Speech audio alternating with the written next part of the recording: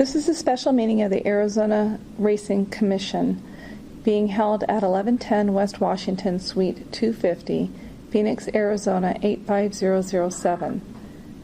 It is Thursday, July 13th, 2017. Ready, sir? It's 10 a.m. Okay. This is a call to order the special Arizona Racing Commission meeting. Let's see Camilla for executive. Oh, go ahead. That's okay. Madam Secretary. I'll go ahead and do roll call. Commissioner Garay? Here. Commissioner Heupel? Here. Commissioner Lawless? Here. Commissioner McClintock? Here. Okay, we have a quorum. And if you'd like, you can always take the executive session and move it later in the agenda. Keep I don't moving think forward. Camilla's here anyway. Not yet. Okay. So we'll move that to the end. Bringing up new business. It's this is the time set for consideration of the appeal of the director's order in case number 17A-001-DOR, Donald Paul Schnell, ADOR owner license number 11167. Are the parties present? I am for Schnell. Okay. Please come forward and identify yourselves for the record, whoever the parties are. My name is Roland Roy. I'm the attorney for Don Schnell. His interest. Don's not able to make it here. He's out of state, and I believe he was ill and not able to fly today. Okay. Do you right appearing for the state? Okay. Thanks, Steve. The commission will now hear oral argument from the parties on the director's order. Please understand that this is not the time for you to re-argue your case. Please focus on the sanction and any errors you believe are contained in the decision. Each party will have a total of 7 minutes. Since the appellant has the burden of proof in this matter, they shall go first. The commission will then hear from the state. The appellant will then be given time for a brief rebuttal.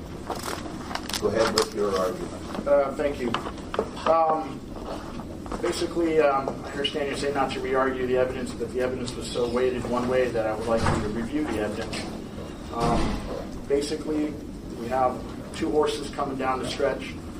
When they come out of the turn, there's distance between them. They're both in their lanes coming down the stretch. There's a horse named Night in Moderation. He's on the rail. He comes off the rail. He drifts in and bumps Hidden Gun. When they bump, meanwhile while they bump, Hidden Gun's jockey Fuentes, is in an awkward position because he has his whip tangled up with his reins, which doesn't happen often. But I asked questions to jockey DeLorme. When you saw that Fuentes was tied up in his reins with his whip, what did you do? He said he took advantage of the situation and he went ahead and moved his horse into Hidden Gun, not only taking advantage of the situation, but he needed to bump his horse so that would help his horse switch leads. So in other words, he had trouble coming out of the turn, switching leads. He went ahead and drifted, saw the jockey was in trouble, bumped, got his horse to switch leads, tried to take advantage and go onward. Meanwhile, there's contact, at least that's what DeLorme says, with the whip. Jockey Fuentes says he never hit him with the whip, never elbowed him or anything. Our biggest issue is it's just like a car accident. If you have two cars driving down the lane and one drifts into the other lane, whose fault is it? It's the one who drifts into the lane and has to pay for the damage of both vehicles. So here, the director's decision rewards poor riding by DeLorme, aggressive riding, rewards him with the win by knowing a jockey's in trouble and shifts his horse in, makes the bump, has his horse take advantage, switch leads, and try to win the race, in which he doesn't cross the wire first. When the director's decision is now going against the owners of Hidden Gun, the trainer of Hidden Gun, and the jockey Fuentes. They're blamed for an incident that they did not cause. If you review it, it's a pretty simple looking situation. And if you review the testimony of jockey DeLorme, it's right there. He indicates everything. Not only does he indicate he saw the jockey was in trouble, not only does he admit moving into him, being aggressive, not only does he admit that helps him switch leads, he admits the whole incident. I don't know how the director went ahead and went forward and did that decision. I really thought At that moment, the stewards would take a break, come back in, and just reverse the whole situation after hearing the testimony under oath. I also had one of the stewards had testified. I asked him about an incident where if a jockey's hung up, if there's any issue. He says for safety reasons, all the other jockeys should stay away. If they see a guy in trouble, why are you going to force an issue on him? You should stay away. The main priority is safety. We wouldn't be here today if they would have gone down. Would Jockey Fuentes be in trouble for an incidental contact of any kind? No, he wouldn't. It would have been the other jockey for causing the aggression. So we're asking you to please review it. The evidence is completely the other direction, and just reverse this and put it in the right order. Thank you.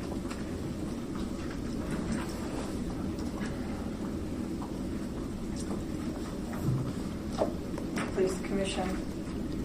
I'm Jean Ray for the state of Arizona, and I did file a response to the notice of appeal memorandum, which is fairly lengthy, but I wanted you to be able to understand the evidence completely, and that's why we included in that actual excerpts from the testimony. And I believe when you review the recording, you will know that the description that Mr. Arroyo just gave you is not completely supported by the evidence.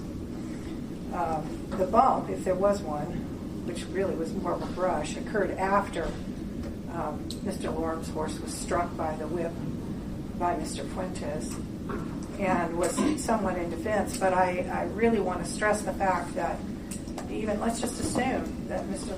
Lorm committed a foul, at least he committed some kind of, infraction. It's really not a foul unless it affects the conduct of the race. And in this instance, it clearly didn't, because the other horse would have came in first. So what did affect the conduct of the race was the whip strike, and that was clear from the evidence that the striking of the whip intimidated Mr. DeLorme's horse. And that's really what precipitated him to move into the other horse. I think that's what the evidence will show if you look at it carefully. But again, I want to stress that I don't believe that, two fouls don't make a right, and you don't say, he fouled, so therefore this foul is excused. It's not. So the question really before you is whether or not Mr. Fuentes committed a foul against Knight in moderation or Mr. Lorm, and I think the evidence is very clear that he did.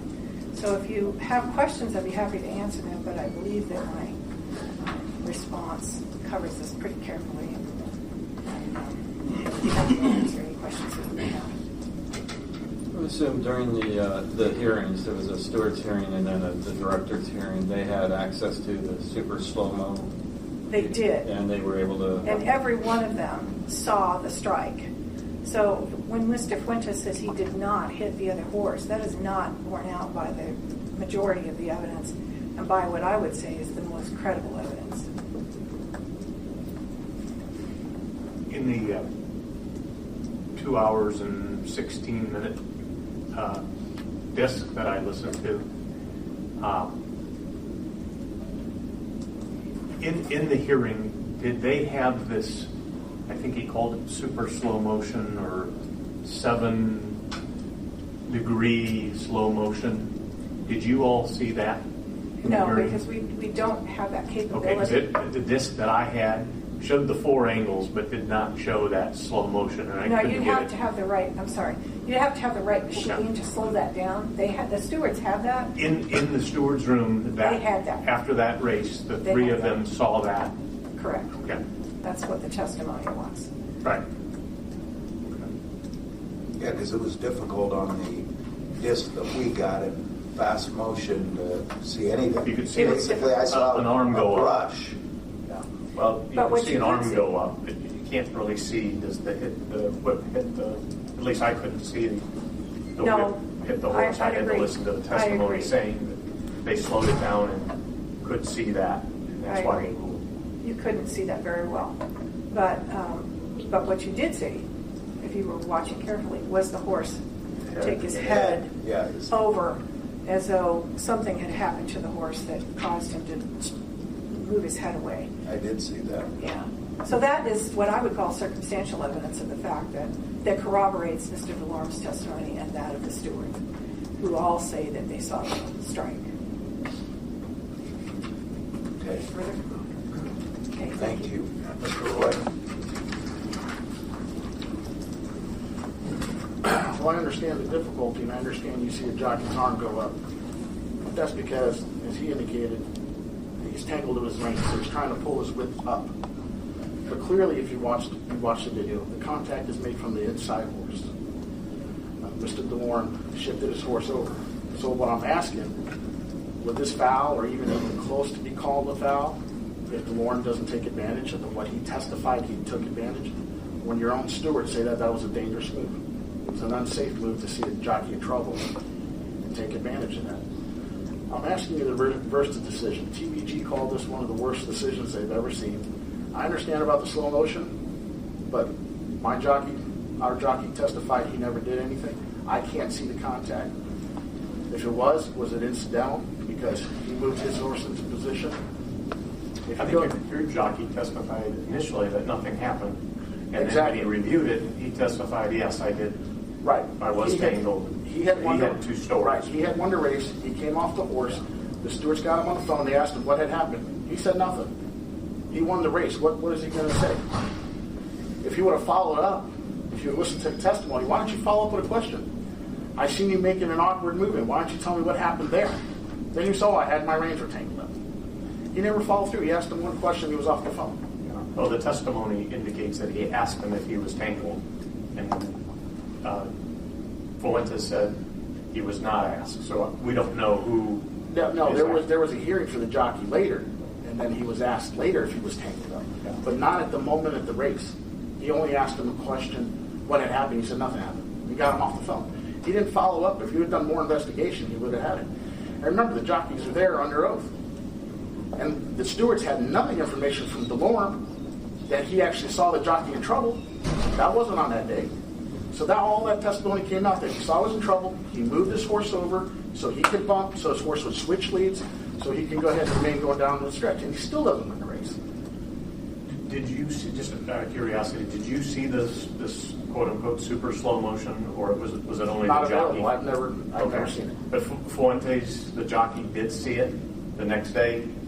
I don't know if you saw it. I don't know if you saw it or not. When he went to the hearing, that they review the tape with the jockey the next day when there's an incident. At least that was that's what it sounded like. Yeah, but I don't know what he had seen. Okay. But he still maintained that he never meant to hit him, never hit him. He didn't do anything, never elbowed him. He was only in an awkward position, which doesn't help him at all to stand up and have his arm up like this. At that point, he needed to go ahead and knuckle down and keep his horse going. And he's not. His head's not trying to win. His head's trying to get the whip out. And the other jockey takes advantage of this. So we're rewarding unsafe riding, rewarding rough riding, and sure, it looks like just a bump. What if it was just harder? And then if you look at the reins, when you see the head, it's the jockey now made the bump. Now he's got the horse the ability to go ahead and switch leads. And usually, if you know, a horse that won't switch leads down the stretch is probably a horse that's injured. He doesn't want to switch leads. So for him to go ahead and do it, he's forcing probably an injured horse to go ahead and continue on. So we're asking you to reverse it and do the justice. What would be the reason for the head jerk? As far as when I look at the video, as far as I recall, it's either him trying to get the horse to switch leads, or the bump, and the horse reacts to go ahead and moving out. Okay, thank you. Any other questions? Oh, and if you do recall the testimony about the steward, one of the stewards, after hearing the testimony of DeLorme, he actually came back on and said that he thought Fuentes was trying to lure him in. Thank you, Mr. Why would Royal. Fuentes try to lure anybody in when he's winning the race? Yeah, thank you. Having reviewed the director's order in the case, the administrative record, and the arguments from the party, the commission will now discuss its decision. No further comment from the parties will be heard while the commission deliberates. I'd like to say that I watch a lot of horse racing, and I see a lot of inquiries, and I try to judge what happened and make a decision on how I would rule if I were a steward. And I probably disagree with the stewards 20% of the time, different tracks around the country. if I bet on the horse that gets disqualified, I'd probably disagree with him 100%. If I owned the horse, I'd feel the same way. The problem is the stewards are like the umpire in baseball or the referee in a football game. They make a decision, right or wrong, and that decision pretty much stands. They had the best evidence. They had a lot better evidence than we had as far as watching the video of the race. And unfortunately, I don't feel like that I at least could vote to change their decision, because right or wrong, that's their job, and that's the decision they made, and they made it unanimously. So it wasn't like there was a dissenting steward or any problem. So as much as having seen the race and maybe would have disagreed with the decision they made, I didn't see this ultra slow motion. Anytime a jockey hits another horse with a whip, that's automatic grounds for disqualification. We couldn't tell definitively if Fuentes hit DeLorme's horse with his whip, but the stewards said they could, and if that's the case, then I think, the horse has to be disqualified, and I don't feel like there's anything we can do to change that rule. You guys may feel differently. I would agree with you. I mean, I have to go with those who actually saw the video in the super slow-mo. They kind of go with their judgment as to what they went with. I reluctantly agree. I'm kind of torn from watching the video. I didn't see anything, but again, I didn't see it in slow motion, so I would tend to go along with my fellow commissioners. And I would agree. You've got, what I look at is interested parties and disinterested parties, and 3 stewards. They don't have a dog in the fight. Let's call it a horse in the race. I mean, they're neutral. They said they saw in super slow motion on one of the 4 angles the whip hit the horse, and I've got to believe them and agree that the director made the right decision, the stewards made the right decision. Yeah, so based on what we've seen and heard, I'm going to move that we deny the appeal and affirm the director's decision. I'll second.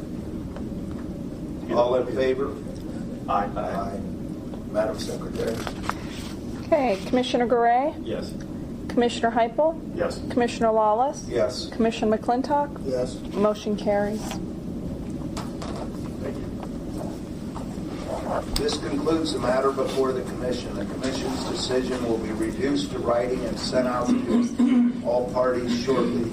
The parties' further appeal rights will be set forth in the Commission's written order. Thank all the parties for attending. Okay. Information reports. Turf safety, Greg? Just to give you an update, staff has completed the walkthrough of the barn areas, and as indicated before, several of the barns have small to medium repairs, from outlets needing covers to maybe loose guttering and general cleanup and things of that nature. This commission meeting, which we normally don't have a commission meeting in July, as you well know, marks about a 60-day before the horses return to Turf Paradise, which is about September 18th or so. So it's about 60 days before the meet, the hectic meet will get underway. So now that the walkthroughs are completed, and just like we did earlier this summer, in the next coming weeks we'll sit down with turf management, and my hope is to kind of get an ongoing update on the repairs, kind of a schedule on what they're doing. And I'm sure Mr. Francia can add into that when he steps up.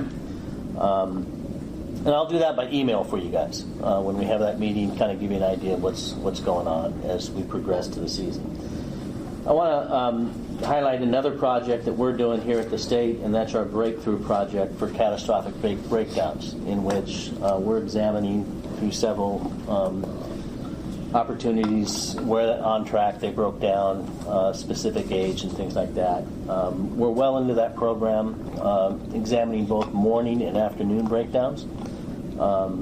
The afternoon breakdowns are consistent with what I would call the national average in catastrophic breakdowns. We are having a little bit of an increase in the morning breakdowns, but a committee is sitting down and looking at all those breakdowns. We are bringing in people from the industry that is giving us some insight, not pointing fingers, just saying, hey, this is what we see. There's a tremendous amount of good things that they're saying, and there's some concern. My hope is certainly by next commission meeting I'll be able to share with you a little bit of that, those insights and what we've done. The goal for me is to sit down with the HBPA and all the committees, both large and small, and to have a plan of action for preventing catastrophic breakdowns.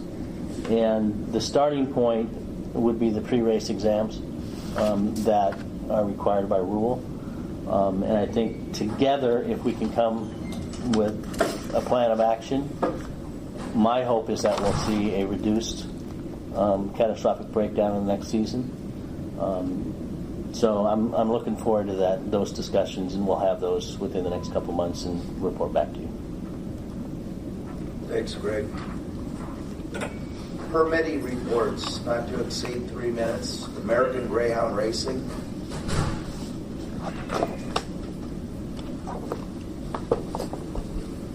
Good morning, Commission. My name is Brad Bryant, B-R-Y-A-N-T.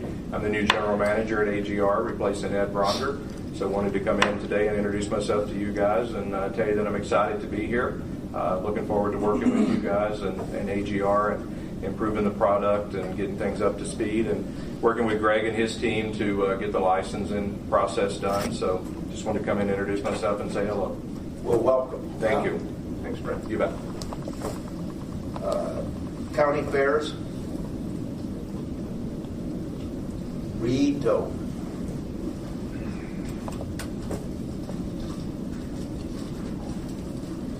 Morning, Jay Wills with the Rito Park Foundation and Rito Racing. Since I saw you last, we've had a mixed bag of news, but I'd like to explain. I think all of you have been around long enough to know that the county gave us the extension through 2021 based on the promise of $1 million grant. And that negotiations of that $1 million grant was $250,000 to arrive this May, past May, and $250,000 every year thereafter. The county stipulated that of the first year's gift, $100,000 had to go to the barns. The other remaining funds would be used for taking care of our overpayments on purses, etc. And then the next year, $250,000 would come in, of which $200,000 had to go to improvements.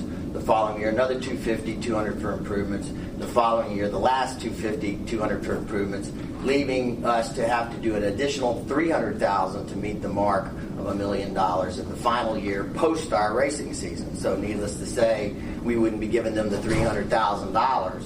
It also allowed us to have all of that time to raise that $300,000. We were disappointed and pleased by notice from the Martin Foundation that they have and have indeed deposited cash in a county account of $100,000, and the permits have been pulled for the construction of the barns, reconstruction of the barns, and that work should start as soon as the monsoons let us to do so.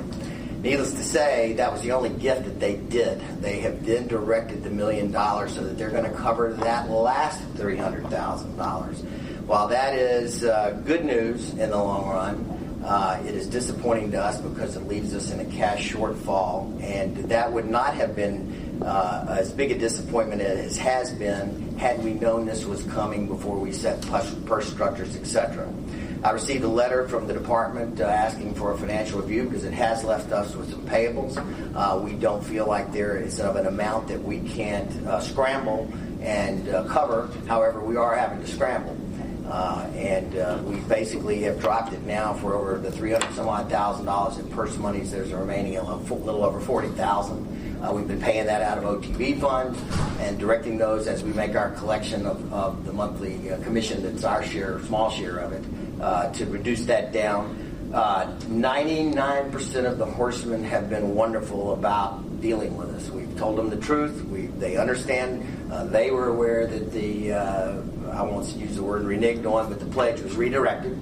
And but that has caused this thing. But there are a few that are very angry, and I would be remiss if I did not convey that. I ask for your patience as we get through this. It's not an insurmountable amount of money. We're a 501c3. We have conversations going, and since the time that we started this conversation some 3 or 4 weeks ago, we've already raised an additional $50,000. So we're hoping that this will be something that'll be cured quickly, but it is a scramble and a small crisis for us. And in light of the fact that we got the 5-year extension and now have the barns funded, that's such a threshold that we would be pleased at, but we're not. I will respond fully as the department requested and get back to you at the next commission meeting. Thanks, Jay. Turf Paradise.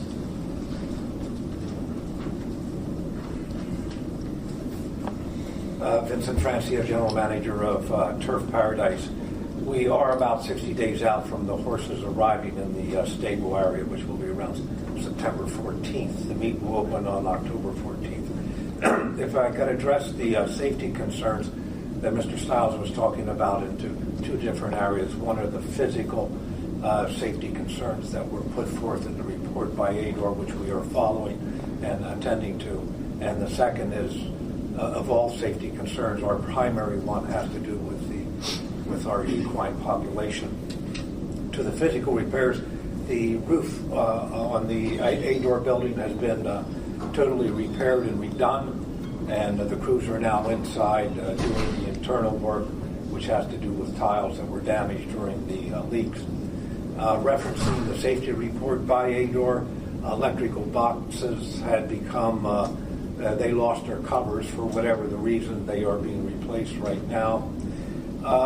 Something not in the safety report that in a subsequent inspection of the facility with my plant superintendent, 2 of our 10,000-gallon water tanks, one which services the stable area, the second which services the needs of the track crew to keep the track watered, to keep the turf course watered, had leaks. The leaks were internal, meaning rust was going on inside. We had no way to save them, so we're replacing them with brand new ones.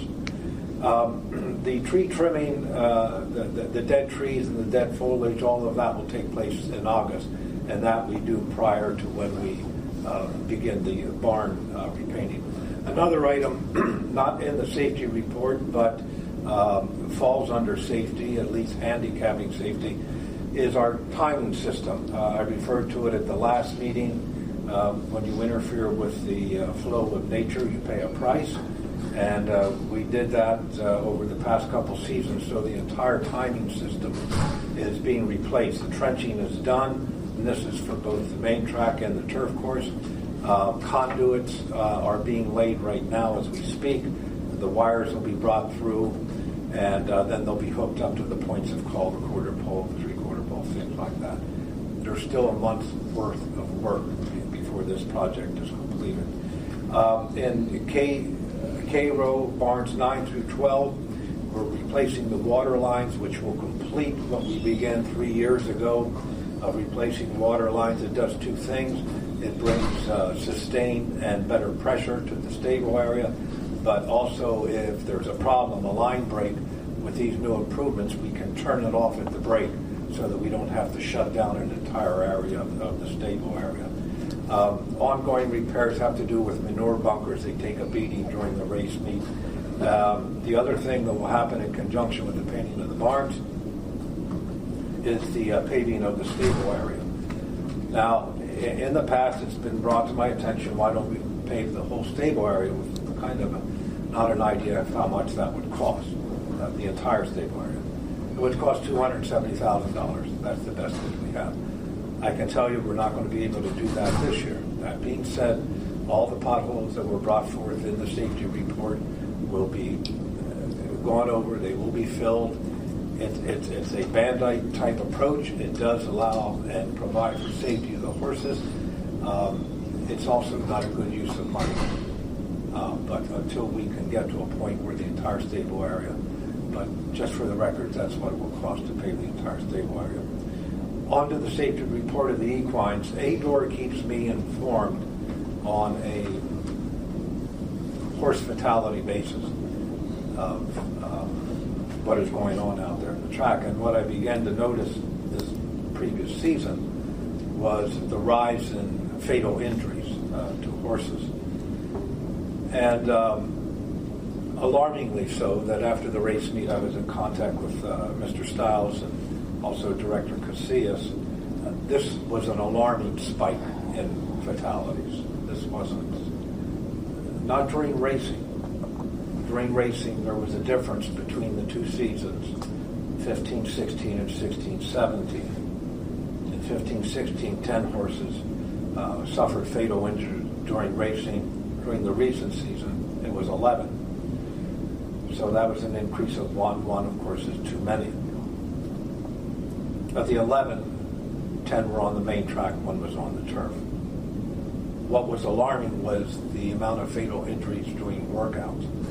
And this brought up a perplexing question. How, in a situation which is supposedly more relaxed than the stress that a horse is under during racing, why is this happening? So I got into it as much as I could.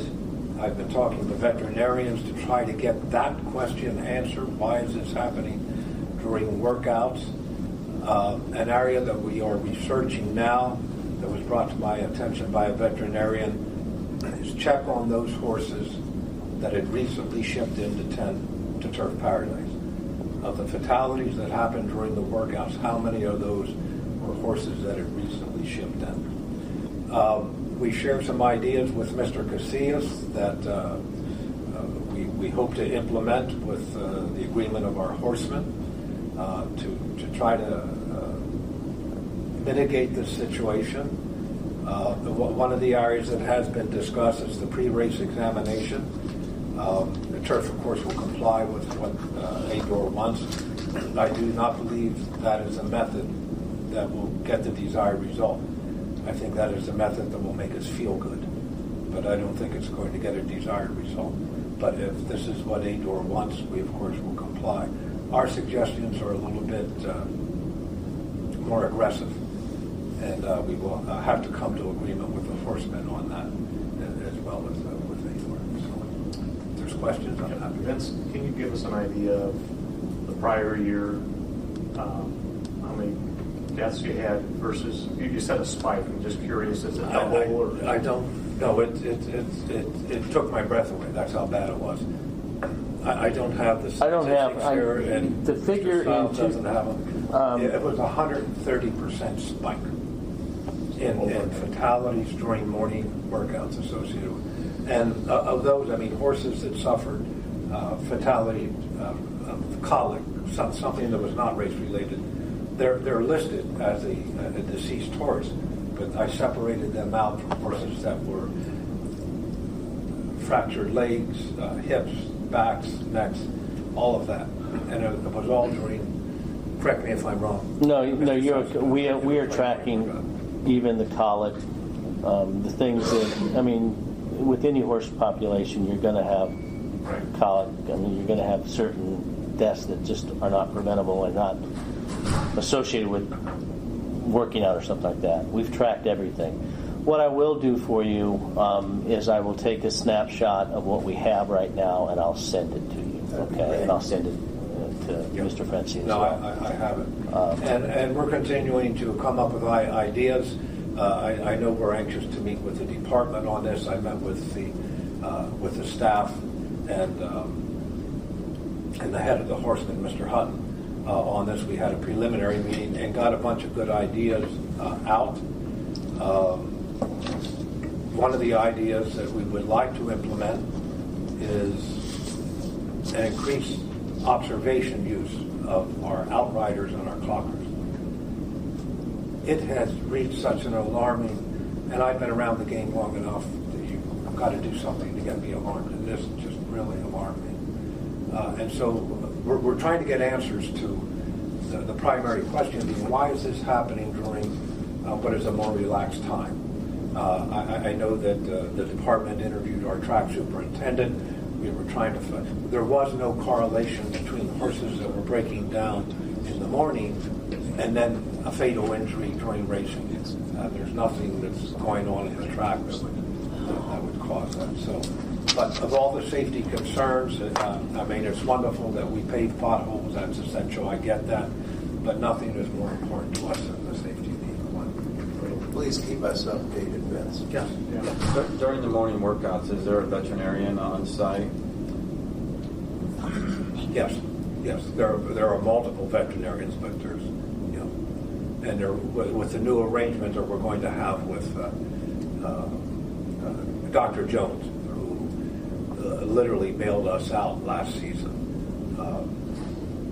And flying, he had duties at Tampa Bay Downs in Florida, would do them and then get on the red eye and get out the turf.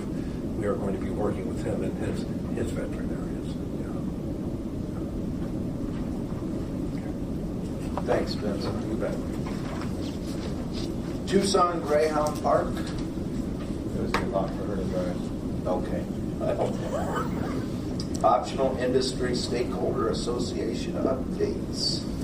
Arizona Counties Racing Association. Arizona Greyhound Association. Arizona Quarter Horse Racing Association. I'm slow, but I'm going to get there. Sorry. Hi, I'm Loretta Brazier. I'm the Executive Director of the Arizona Quarter Racing. Haven't been here in a while. I just wanted to give you a little bit of update.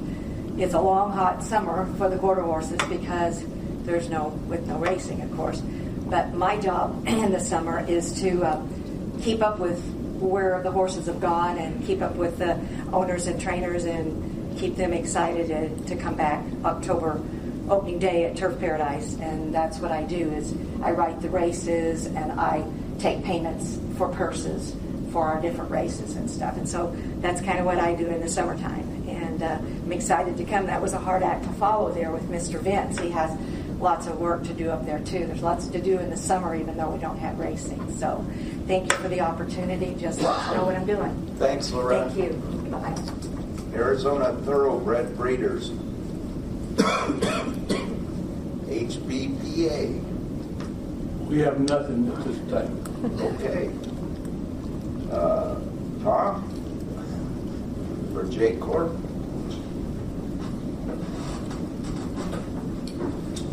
Morning, Tom Author, J-Cord Partners.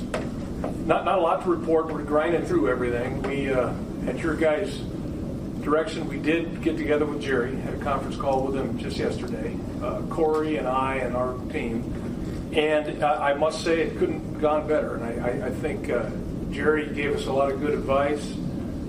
He and Corey obviously have a lot of mutual friends and a lot in common. So that went very, very well. And I said, Jerry, I want to be able to characterize this conversation with the board so that they get a feel for it. And he said, you can characterize it as I support your plan. Not knowing all of the details of what I'm hearing so far. And he said, I don't know how you're not going to be successful. And he was careful to say that it wasn't because of us. It was because of Corey. He wanted to make that clear. So it was a good meeting, a good conversation. I think we'll probably have a couple more and try and firm all that to make sure that we're not stepping on each other's toes. But the two of them together, I think, came up with a pretty good plan that, if we can put it into effect, it could be a really nice boon to the industry. So that's really all we have. We're plugging away. What's the update on the acquisition, Well, we've just grinding through all the technical parts of working with the facility. Really, there's a couple major things. There's a roof, there's the barns, there's some air conditioning issues. And other than that, it's really just a bunch of cleanup. I mean, it just looks rough, but it isn't too bad. For something that's been making for 7 years, it's not too bad. So, and we are close, I think, with signing an agreement with an OTB partner, a very well-known, and they would come in and really soup to nuts, put this second OTB network together, and hopefully, their opinion with a lot of years of experience is that the handle in Arizona, OTB handle, ought to be close to $200 million. I think it's about 100 million, 120 right now.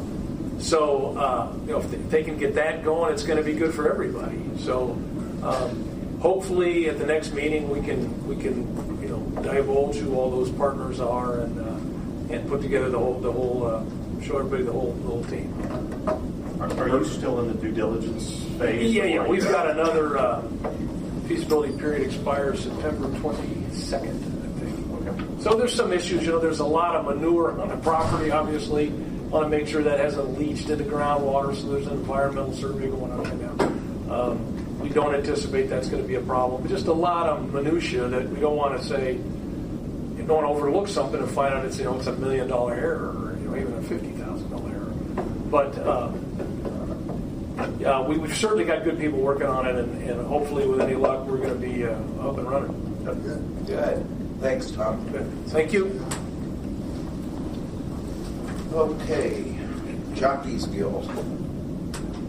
Never seen anybody. Summary of current events affecting the Racing Commission. Anything really? No. Okay. Identification of matters to be placed on future agendas. Jay?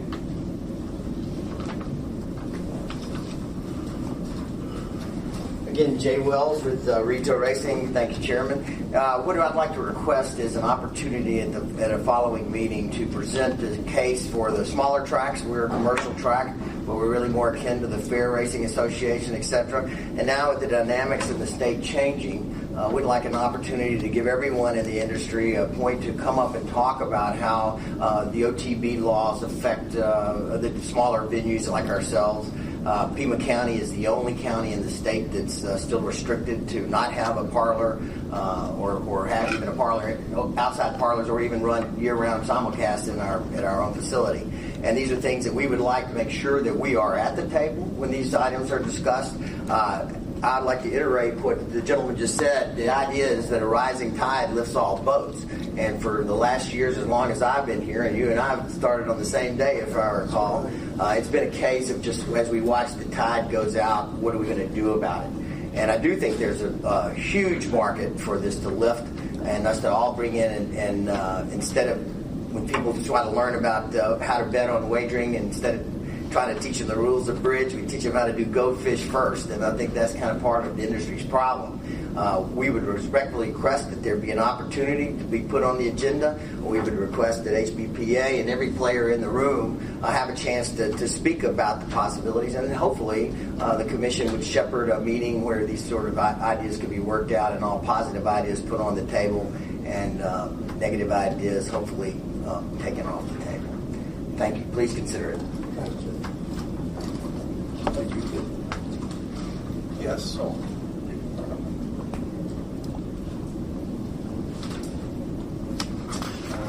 Commission Director, I'd like to ask and special have a request for an item on the next agenda and future agendas. It came up at the last meeting concerning the budget and the crisis that the department has been put in. People have lost their jobs.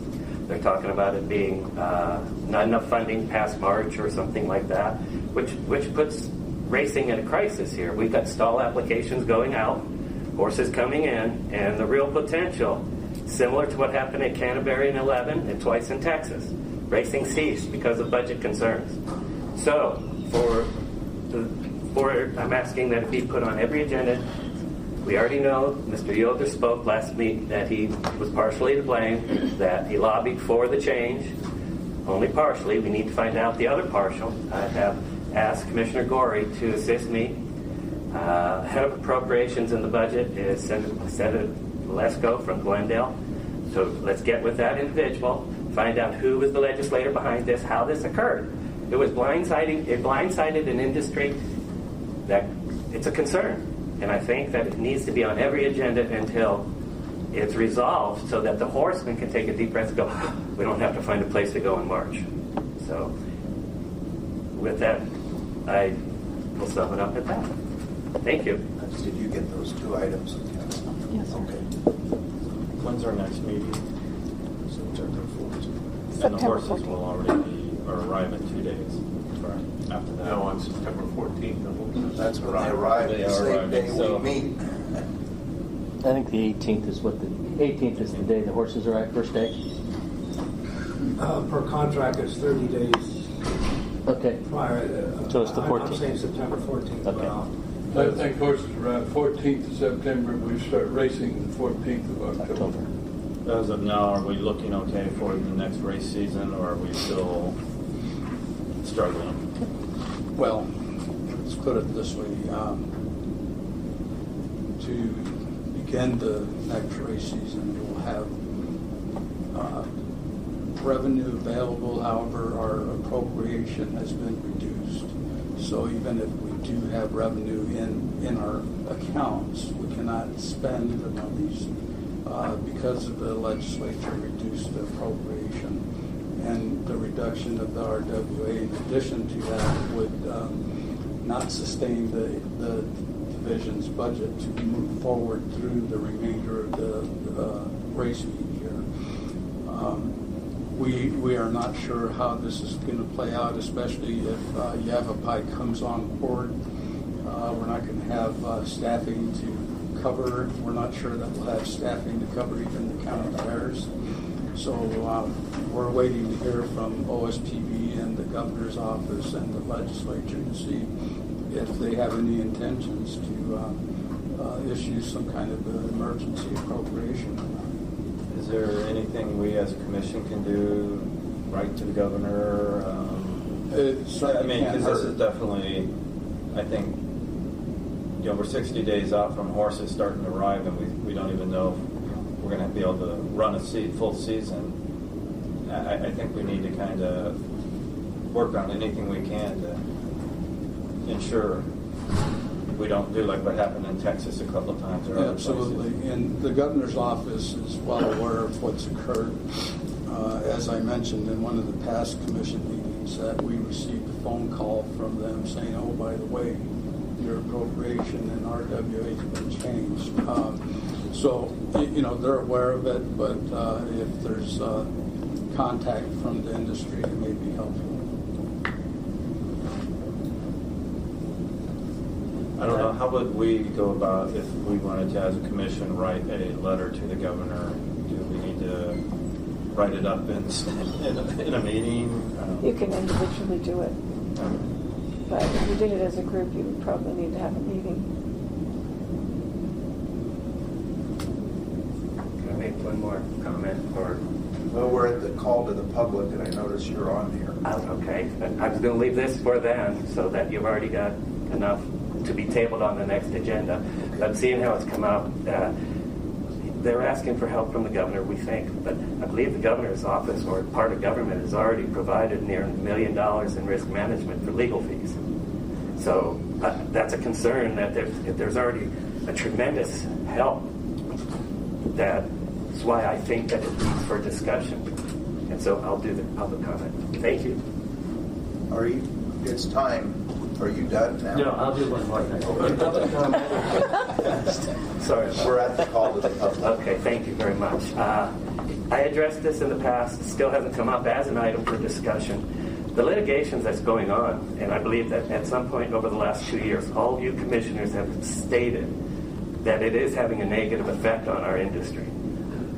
And with that being said, as commissioners and the department that regulates, things that are not in the best interest of our industry need to be dealt with. And sometimes they're not easy, but this is an 8-year litigation of two brothers that's now involved millions of dollars of taxpayers. I would like to see that also addressed. Something has to be done from the department, from the commission side, stating, hey, 8 years is long enough, otherwise it's going to go 20. Somebody's going to sue the next guy. That is conduct detrimental to the best interest. It's not in the best interest of racing, and you guys could be the deciders. Boom. A year. I'm not sure what we could. I don't either. It's civil litigation going in Superior Court. It's not in the best interest of racing, as you regulators control the conduct. Just realize your powers. It is clear that who has the power to uphold the integrity and welfare of an industry. If that behavior is dealing with the welfare of an industry, you must take action. It shouldn't be whether you have. You must. Those are your duties. Welfare, integrity of an industry. This is 8 years. Newspaper articles. Who knows where it's even going to lead to? It's your duty. Put a time limit on it. Or tell them, until litigation's over, you have no, summarily suspend them. You have the right, you have the power, it is your duty to do so. Steve, are you recommending closing the track? No, I'm recommending summarily suspending them, let it run on its own. Why can't it run on its own? Never even thought of it, did you?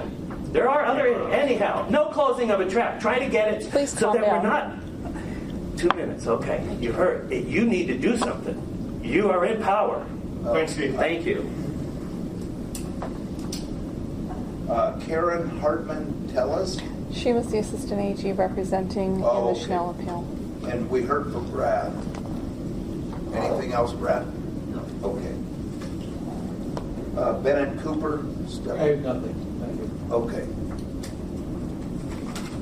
With that, the next regular Arizona Racing Commission meeting is scheduled for Thursday, September 14th at 10 o'clock in this room.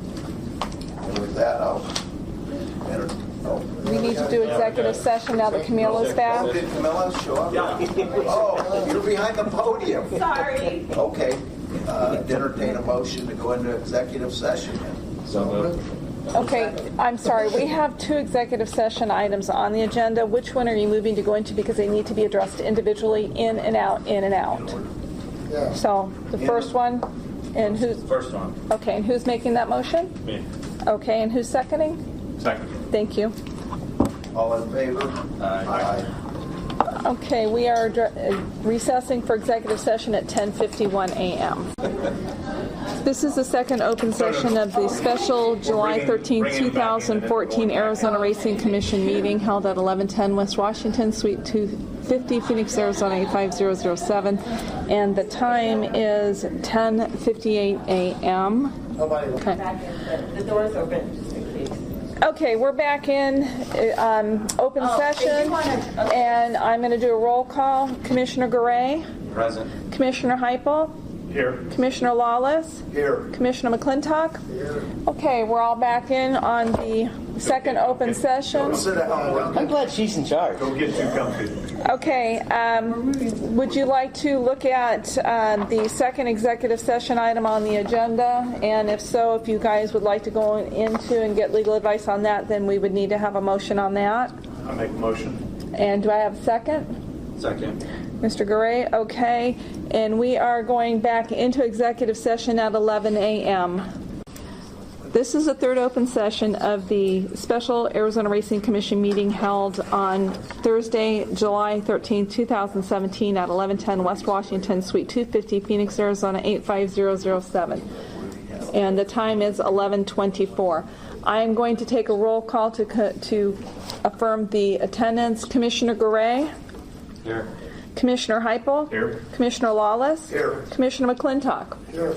Okay, we have our quorum. Would you like to proceed, sir? Having Look at our gone fan through base. the entire agenda and 2 executive sessions, I entertain a motion to adjourn. I make a motion to adjourn. Okay. All in favor? Aye. Aye. Okay, this meeting is adjourned at 11:25 a.m. 11:25 a.m. 11:25 a.m. 11:25 a.m. 11.